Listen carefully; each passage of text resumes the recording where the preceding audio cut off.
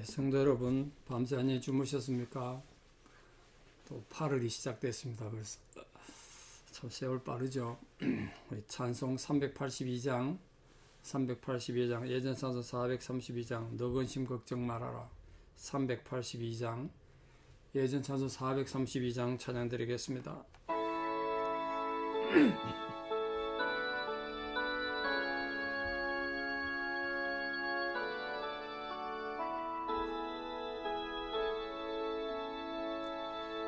너 근심 걱정 말아라 주 너를 지키리 주 날개 밑에 거하라 주 너를 지키리 주 너를 지키리 아무 때나 어디서나 주 너를 지키리 널 지켜주시리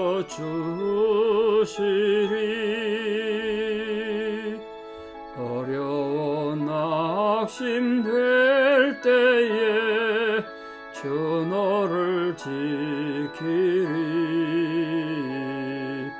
위험한 일을 당할 때 주 너를 지키리 주 너를 지키리 아무 때나 어디서나 주 너를 지키리 널 지켜주시리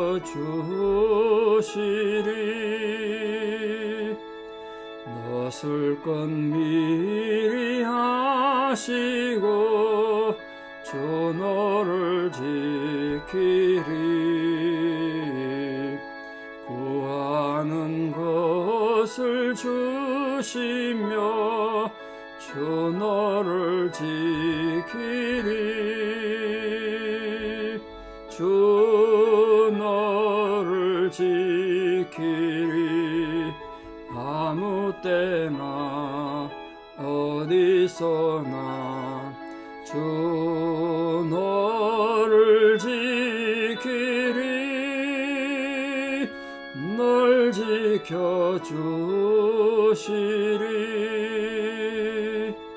어려운 시험 당해도 주 너를 지키리 구주의 품에 거하라 주 너를 지키리 주 너를 지키리 아무 때나 어디서나 주 너를 지키리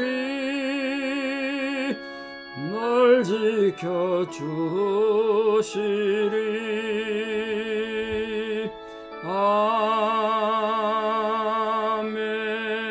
아멘. 신앙 고백 드리겠습니다.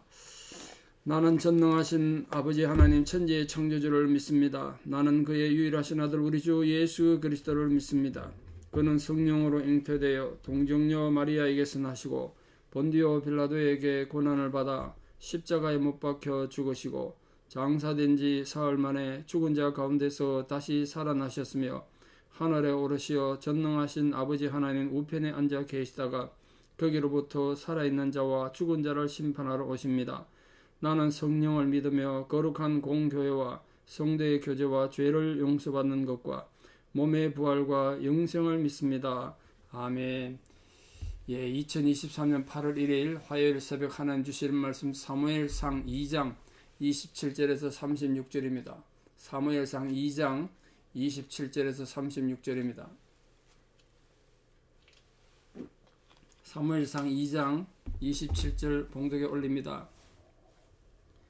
하나님의 사람이 엘리에게 와서 그에게 이르되 여호와의 말씀에 너희 조상의 집이 애굽에서 바로의 집에 속하여 있을 때 내가 그들에게 나타나지 아니하였느냐. 이스라엘 모든 지파 중에서 내가 그를 택하여 내 제사장으로 삼아 그가 내 제단에 올라 분향하며 내 앞에서 에봇을 입게 하지 아니하였느냐. 이스라엘 자손이 드리는 모든 화제를 내가 네 조상의 집에 주지 아니하였느냐. 너희는 어찌하여 내가 내 처소에서 명령한 내 제물과 예물을 밟으며 네 아들들을 나보다 더 중히 여겨 내 백성 이스라엘이 드리는 가장 좋은 것으로 너희들을 살지게 하느냐. 그러므로 이스라엘의 하나님 나 여호와가 말하노라. 내가 전에 네 집과 네 조상의 집이 내 앞에 영원히 행하리라 하였으나 이제 나 여호와가 말하노니 결단코 그렇게 하지 아니하리라. 나를 존중히 여기는 자를 내가 존중히 여기고 나를 멸시하는 자를 내가 경멸하리라. 보라, 내가 네 팔과 네 조상의 집 팔을 끊어 네 집에 노인이 하나도 없게 하는 날이 이럴지라. 이스라엘에게 모든 복을 내리는 중에 너는 내 처소에 환난을 볼 것이요 네 집에 영원토록 노인이 없을 것이며 내 제단에서 내가 끊어버리지 아니할 네 사람이 네 눈을 세잔하게 하고 내 마음을 슬프게 할 것이요 네 집에서 출산되는 모든 자가 젊어서 죽으리라. 네 두 아들 홈리와 비나스가 한날에 죽으리니 그 둘이 당할 그 일이 네게 표징이 되리라. 내가 나를 위하여 충실한 제사장을 일으키리니 그 사람은 내 마음 내 뜻대로 행할 것이라. 내가 그를 위하여 견고한 집을 세우리니 그가 나의 기름 부음을 받은 자 앞에서 영구히 행하리라. 그리고 네 집에 남은 사람이 각기 와서 은 한 조각과 떡 한 덩이를 위하여 그에게 엎드려 이르되 청하노니 내게 제사장의 직분 하나를 맡겨 내게 떡 조각을 먹게 하소서 하리라 하셨다 하니라. 아멘. 예, 참 내용이 참 쓸쓸하죠. 우리가 신앙인으로 살다가 이런 책만 안 들으면 좋은데 자기 엘리 가문에 대한 하나님의 아주 따끔한 책망이 주어졌습니다. 참 안타까운 내용이죠. 근데 이거 참 우리가 굉장히 중요하게 보셔야 될 게요. 여러분이 만약에 하나님께서 꿈에 나타나시든지 목사 설교를 통해서든지 여러분에게 이게 잘못됐다 책망하고 어떤 그냥 책망으로 끝난 게 아니지 않습니까? 너희 집안 다 망한다 소리 아닙니까? 한 사람도 늙어서 죽은 사람 없고 일찍 다 죽을 거다. 그렇게 얘기하면 이 얘기 들었다 그럼 어떻게 하셔야 되겠습니까? 여러분 만약 이런 얘기 들으면 어떻게 하시겠어요? 그래서 본문 읽으면서 우리가 좀 이해하기도 힘들고 가슴 아픈 건 정말 중요한 게 하나 빠졌죠. 그게 뭐냐? 엘리가 이런 경고를 듣고도 회개를 안 했어요. 그때라도 무릎 꿇고 회개해야 한단 말이에요. 그럼 하나님은 긍휼하신 하나님이고 사랑의 하나님 아니겠습니까? 근데도 왜 엘리는 회개하지 않았을까? 그만큼 그의 영성에 우리 앞에서 본 것처럼 영성에 문제가 있었던 거예요.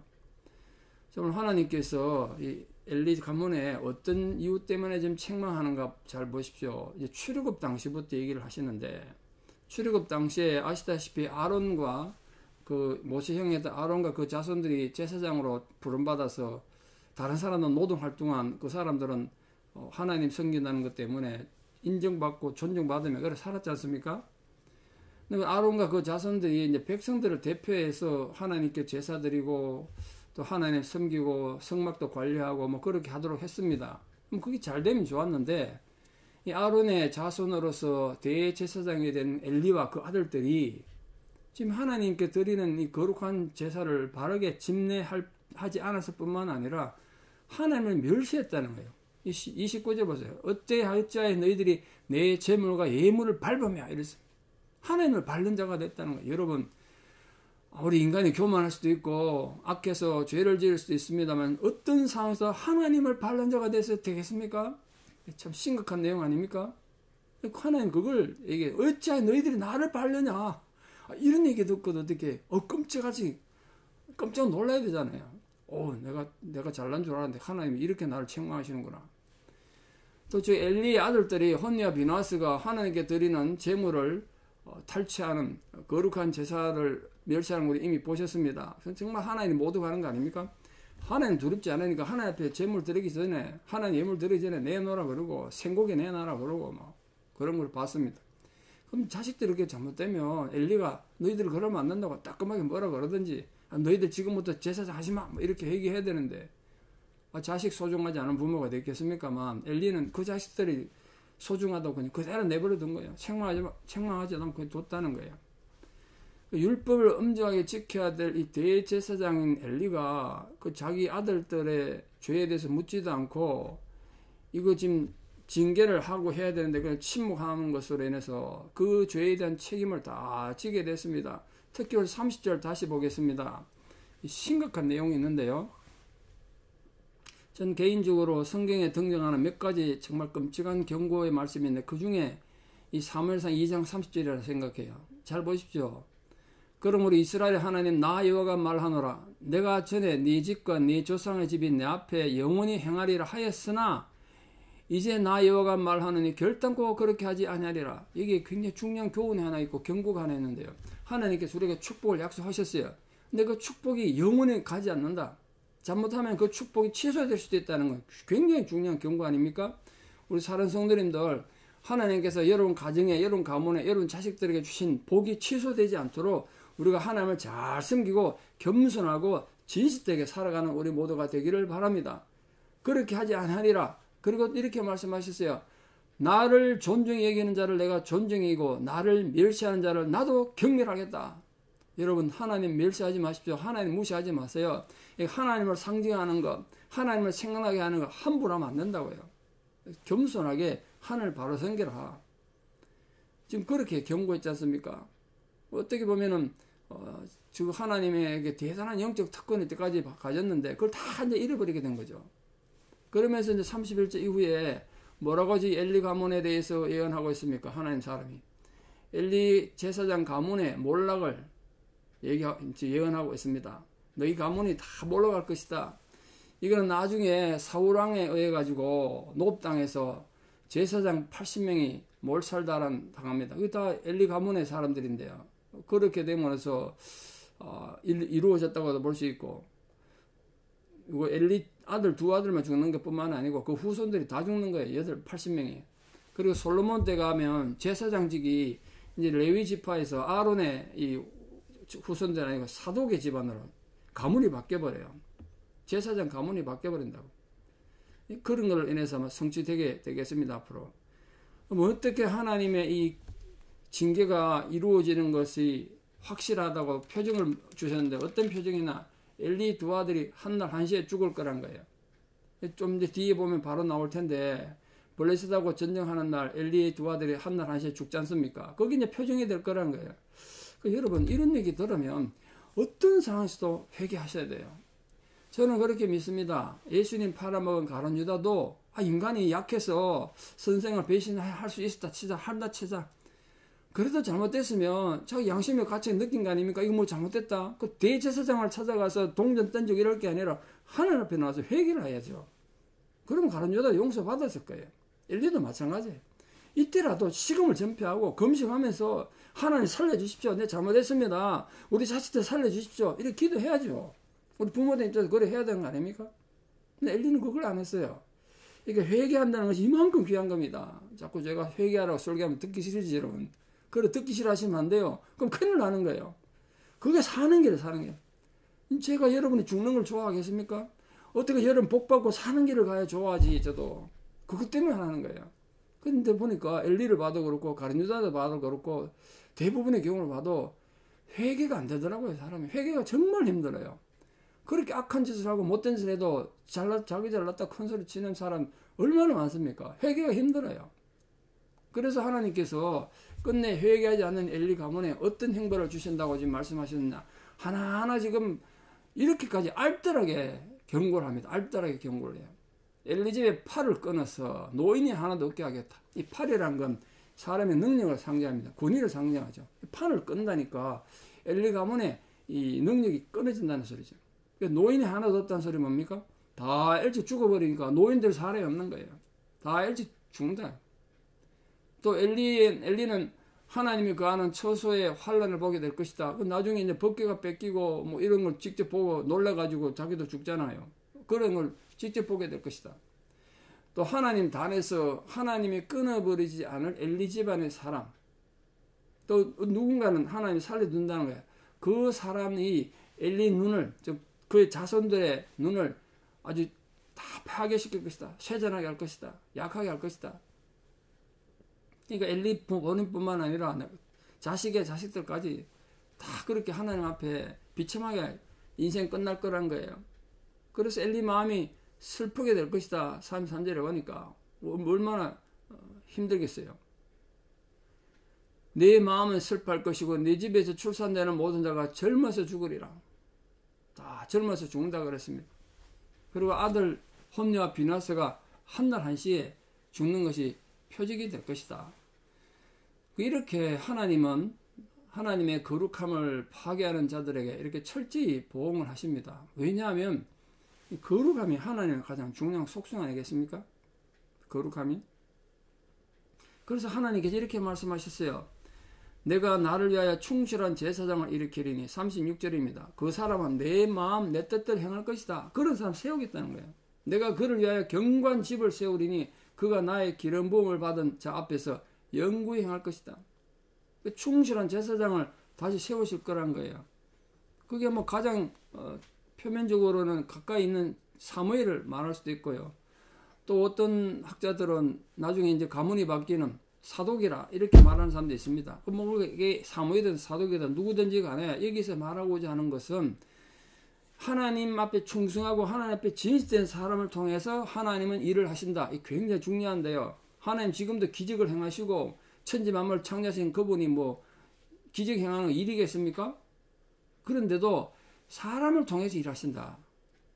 지금도 충성된 하나님 사람을 찾으신다. 그게 오늘 나를 위하여 뜻은 내 뜻대로 내 마음을 행하는 그 사람을 내가 세워서 그의 집을 견고히 세우겠다는 거예요. 사랑하는 성도님들, 여러분이 하나님의 마음에 합한 자가 되셔서 하나님께서 여러분을 통해 역사하시는 은혜가 있기를 바라고, 여러분 가문이 하나님 오늘 약속의 말씀처럼 견고히 세워지는 복이 있기를 바랍니다. 여러분 가정이 여러분 자식들이 견고히 세워지기를 축복해요. 그걸 지금 말하는 거예요. 그 인간은 악해도 하나님을 계속 해요. 하나님의 일을 하는 사람들이 악하고 교만하고 그래도 하나님은 계속해서 하나님 일을 하시고 세상 끝날까지 존속된다는 거예요. 그걸 기억하십시오. 그럼 충실한 제사장이 언젠가 등장해서 또 이렇게 하나님을 행하지 않겠습니까? 그러니까 하나님은 결코 일할 사람이 없어서 하나님 일이 무산되거나 파괴되지 않는다. 누군가를 통해서 행하신다.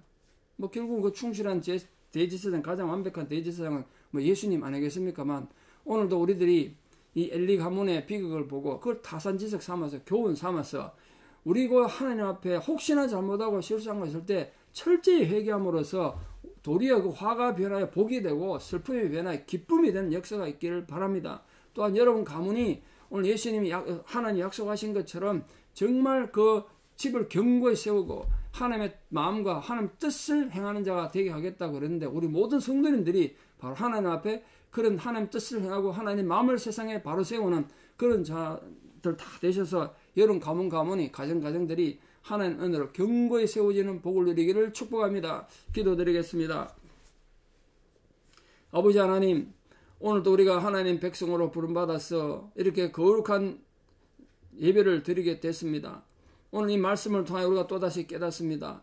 엘리는 몸은 높아 대제사장으로 부름받고 40년이나 하나님 앞에 사역했던 사람인데 이렇게 말년이 바르게 판단하지 못하고 회개해야 될 마지막 기회를 놓침으로써 비참한 비극으로 인생이 끝나고 말았습니다.